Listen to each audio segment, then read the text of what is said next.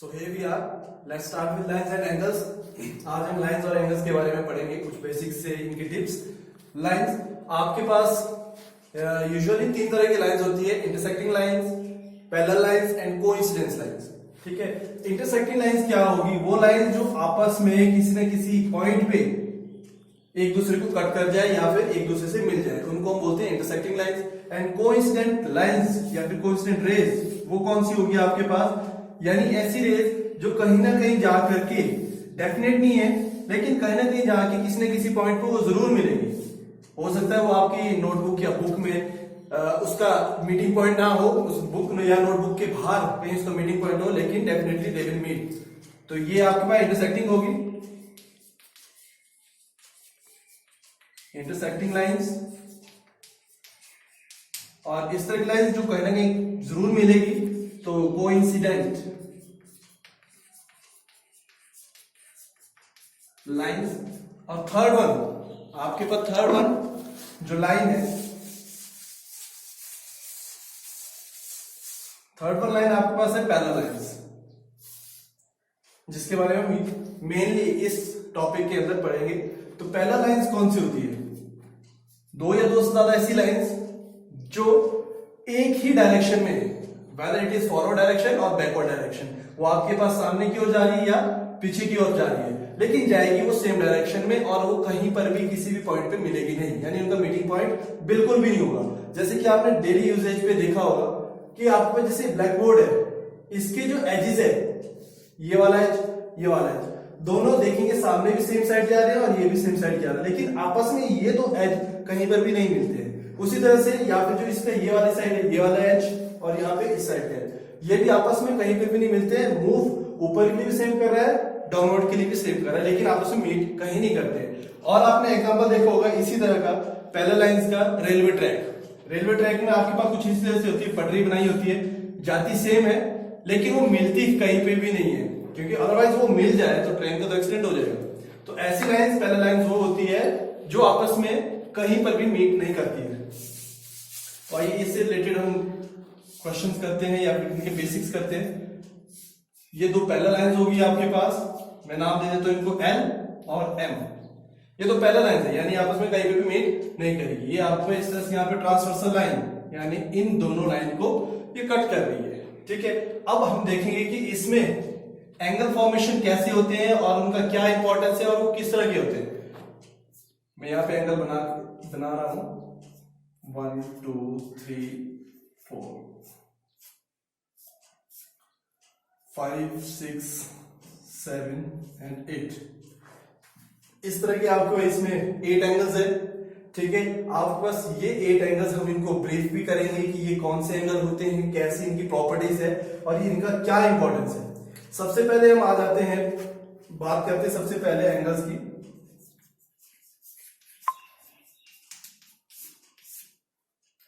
Angles में बात करते हैं सबसे पहले कि आपके पास इसमें इंटीरियर और एक्सटीरियर दो तरह के एंगल होंगे. नंबर वन आप ले लेंगे इंटीरियर एंगल, इंटीरियर एंगल्स. देखेंगे इंटीरियर एंगल्स कौन से. इंटीरियर का मतलब है अंदर, अंदरूनी. ये दो लाइन पैरेलल है. अब इन दो लाइन के अकॉर्डिंग अब देखेंगे इन दो लाइनों के अंदर कौन से एंगल है, यानी कि इन दो लाइन के इनसाइड में, इस लाइन के अंदर और इस लाइन के अंदर कौन कौन से एंगल है. आप देखेंगे इस लाइन के अंदर कौन कौन से, 3 और 4. यहाँ पे कौन कौन से एंगल है, 5 एंड 6. तो हम बोलेंगे कि कौन कौन से एंगल है, एंगल 3, एंगल 4, एंगल 5, एंगल 6. ये आपके पास इसमें इंटीरियर एंगल्स है. नेक्स्ट में आपके पास आता है जी एक्सटीरियर एंगल. Exterior angles. अब ये एक्सटीरियर एंगल्स कौन से हैं? एक्सटीरियर यानी कि इन दो लाइंस के, इन दो पैरेलल लाइंस के बाहर वाले. ठीक है. अब इन दो पैरेलल लाइंस के बाहर कौन कौन से एंगल है? यहाँ पे एंगल 1 है, एंगल 2 है और यहाँ पे एंगल 8 और एंगल 7. यानी कि कौन कौन से angle 1, angle 2, angle 7 and angle 8. ये आपके पास एक्सटीरियर एंगल्स हो गए. ठीक है.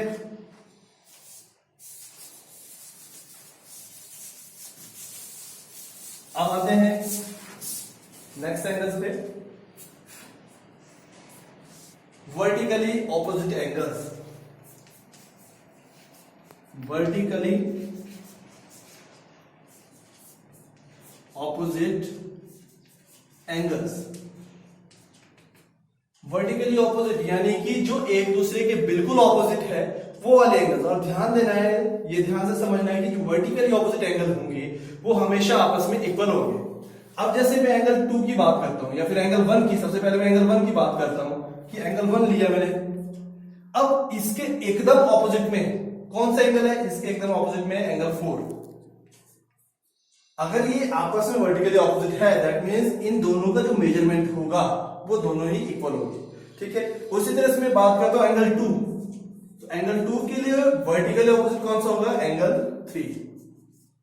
नेक्स्ट आते हैं एंगल 5, इसका वर्टिकली ऑपोजिट एंगल 5 के एकदम ऑपोजिट में 7 है, तो एंगल 7 इज वर्टिकली ऑपोजिट। उसके बाद एंगल 6, एंगल 6 के वर्टिकली ऑपोजिट है एंगल 8। यानी कि जो वर्टिकली ऑपोजिट एंगल्स होते हैं वो आपस में हमेशा ही इक्वल होंगे। ठीक है, ये थे आपके वर्टिकली ऑपोजिट एंगल्स।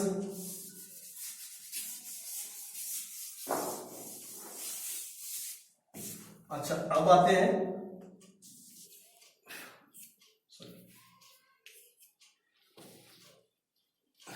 अब हम बात करेंगे लीनियर पेयर की।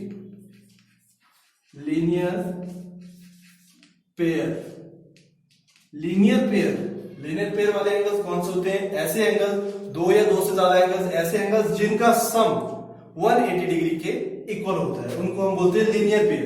देखेंगे, ये एक लाइन सेगमेंट है, या मैं मान लेता हूं बीच में कोई पॉइंट P है। अगर मैं इसका अपवर्ड देखूं तो ये एंगल कितने का होना चाहिए? ये आपके पास 180 डिग्री का होता है।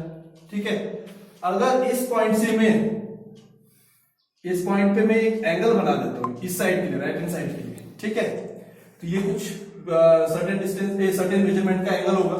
ठीक है, अब हो सकता है ये 30 डिग्री है, 60 डिग्री है, 45 है। ठीक है, उसी तरह से हम क्या करते हैं कि यहां भी एक एंगल बन रहा है और यहां पर भी एक एंगल बन रहा है। ठीक है, तो हम क्या करेंगे, जो ये वाला एंगल है इसको मैं एंगल 1 मान लेता हूं, इसको एंगल 2 मान लेता हूं। ये टोटल कितना था? 180 डिग्री। इट मींस कि एंगल 1 प्लस एंगल 2 भी टोटल ही बना रहा है, तो टोटल इसका सम होना चाहिए 180 डिग्री। ठीक है, तो अब इसी तरह से अब देखो जो एम लाइन है, एम लाइन पे ये टोटल कितना होना चाहिए था? 180 डिग्री होना चाहिए था। लेकिन यहाँ पे कितने एंगल फॉर्म हो रहे हैं? 2 अपवर्ड के लिए होंगे, 1 और 2। तो यानी एंगल 1 प्लस एंगल 2 ये कितना होना चाहिए? 180 डिग्री। ठीक है, सिमिलरली इसके डाउनवर्ड में ये भी तो लाइन ही है, ऑपोजिट में देखेंगे, ये भी तो 180 बनना चाहिए नीचे भी। अगर नीचे भी 180 है, यहां भी 2 एंगल बन रहे हैं, तो इनका सम भी कितना होना चाहिए? Angle 3 plus angle 4 is equal to 180 degree. ठीक है, और इसी तरह से एल लाइन पे अपवर्ड जो है इसके एंगल 180 होना चाहिए। 2 एंगल फॉर्म हो रहे हैं, तो angle 5 plus angle 6 must be is equal to 180 degree. Similarly on the bottom side of this 2 angle फिर से फॉर्म हो रहे हैं, 180 ही होना चाहिए, तो angle 7 plus angle 8 must be is equal to 180 degree. तो ये विशेष ध्यान दें कि जब भी लीनियर पेयर की बात होगी तो उसमें ध्यान देना कि 2 या 2 से ज्यादा एंगल्स जिनका सम 180 डिग्री होता है उनको हम लीनियर पेयर एंगल बोलते हैं।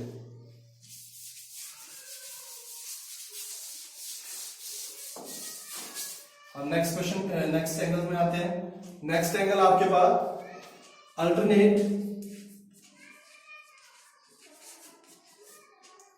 इंटीरियर एंगल, यानी कि अल्टरनेट इंटीरियर एंगल। अल्टरनेट हो सकता समझ ना आया हो, लेकिन ये तो समझ गए होंगे कि इंटीरियर एंगल, इंटीरियर यानी कि अंदरूनी एंगल कौन कौन से है। सबसे पहले देख लो अंदरूनी एंगल 3, 4, 5 एंड 6, ये 4 आपके पास इंटीरियर एंगल है। लेकिन अब ये वर्ड जुड़ा है अल्टरनेट। अब अल्टरनेट पोजीशन क्या होती है?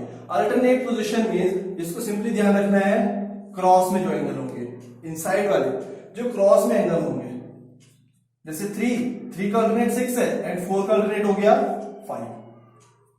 ठीक है, और ये ध्यान देना है कि अल्टरनेट इंटीरियर एंगल की ये विशेष बात है, खास बात है कि अल्टरनेट इंटीरियर एंगल हमेशा ही इक्वल होते हैं। अब जैसे मैं बात करता हूं एंगल 3, इसके अल्टरनेट पोजीशन पे एंगल 6, तो ये आपस में हमेशा इनकी मेजरमेंट इक्वल ही होगी। और एंगल 4, इसकी अल्टरनेट पोजीशन पे है एंगल 5, ये भी आपस में हमेशा इक्वल ही होंगे। ठीक है,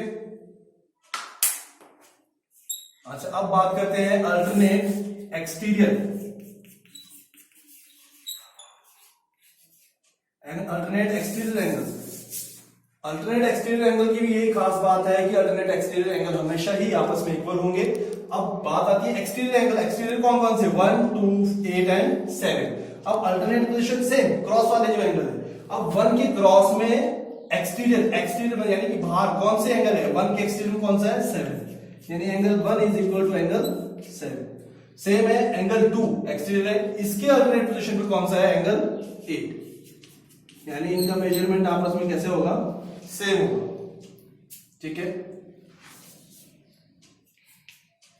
तो ये आपके अल्टरनेट एक्सटीरियर एंगल थे। चलिए अब आते हैं कॉरस्पॉन्डिंग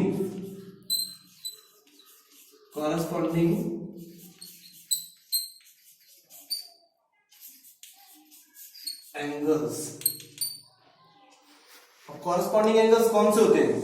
कॉरस्पॉन्डिंग एंगल्स तो सभी अब पता है आपको। कॉरस्पॉन्डिंग होंगे जिसको भी हम पिक करेंगे उसकी सेम साइड पर, जिस एंगल को हम पिक करेंगे उसकी सेम साइड पर एक एंगल को छोड़ करके उसका नेक्स्ट एंगल, वो कॉरस्पॉन्डिंग होगा। और कॉरस्पॉन्डिंग एंगल भी सेम अल्टरनेट और एक्सटीरियर एंगल की तरह, अल्टरनेट एक्सटीरियर और अल्टरनेट इंटीरियर एंगल की तरह सेम ही होते हैं, यानी आपस में उनकी मेजरमेंट सेम होती है। अब देखो कॉरस्पॉन्डिंग, अगर मैं एंगल 1 उठा रहा हूं तो एंगल 1 के कॉरस्पॉन्डिंग एंगल 1 की साइड कौन सी है? ये वाली।